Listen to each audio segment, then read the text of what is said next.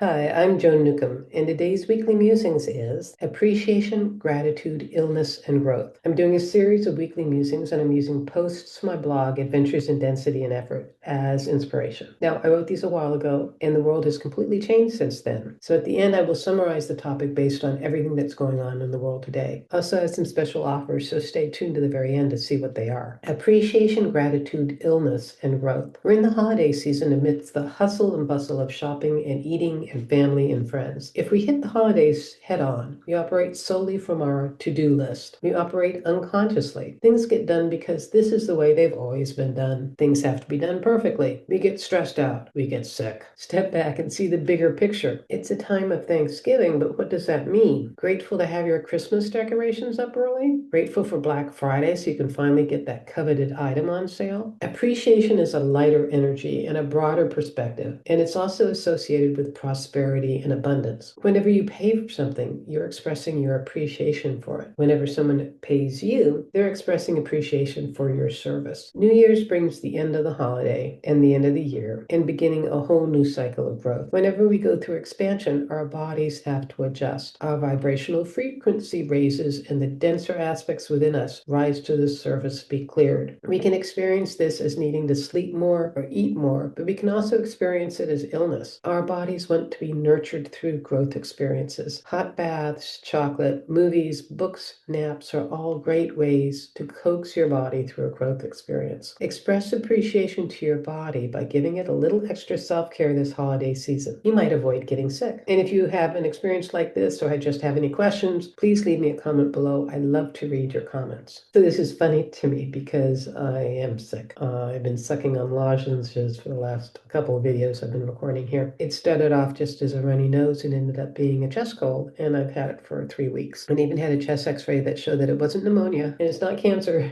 I think it's just a virus that I need to ride out. But I am sucking a lot of lozenges to keep myself from coughing, especially here in the library. I'm not infectious anymore, otherwise I wouldn't be going out and about. But the thing it reminds me is that when we get sick, it's an opportunity for us to focus on ourselves and our self-care, because if you're anything like me, I tend to focus outside of myself on things that need to get done, people that need to be taken care of, tasks like that. And it's unusual for me to have been sick for 3 weeks like this. I usually move through it. So it is a core thing to notice. And I think about chest colds, they're right here, right in the heart chakra. So it's definitely a heart-related thing. And just realize maybe it's about showing love to myself as opposed to giving it all away. Anyway, if you've been struggling with a sickness or you have allergies that come up or anything that is a physical issue, it's just something to notice that you have created as consciousness. I can feel the kickback for that because my sister-in-law has had cancer now since 2021, and she went through 2 or 3 years of solid chemo. She almost died at the end of the first year, and then she was able to take like 8 or 9 months off, and then something in the lymph node came back. They're now calling it chronic, so that just whenever something comes up, she goes on rounds of chemo. But she's also been on chemo again consistently. She's actually a little like me. We're both earth signs. She's a Capricorn, I'm a Taurus, and we like to get things done, pay attention to details, and certainly not pay attention to ourselves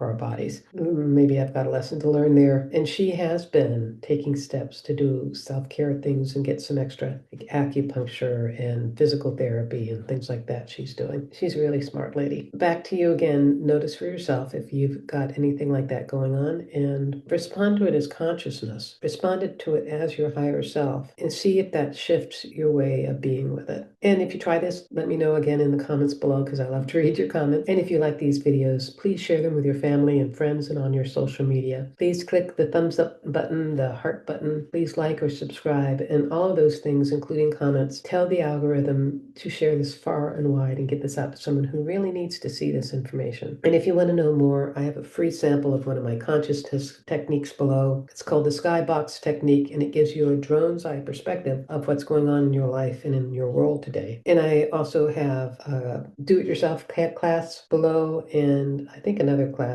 is linked below as well. And if you want to know more about me and my one-on-one sessions or my coaching, go to my website, joan-newcomb.com, and I'll see you next week in another Weekly Musings.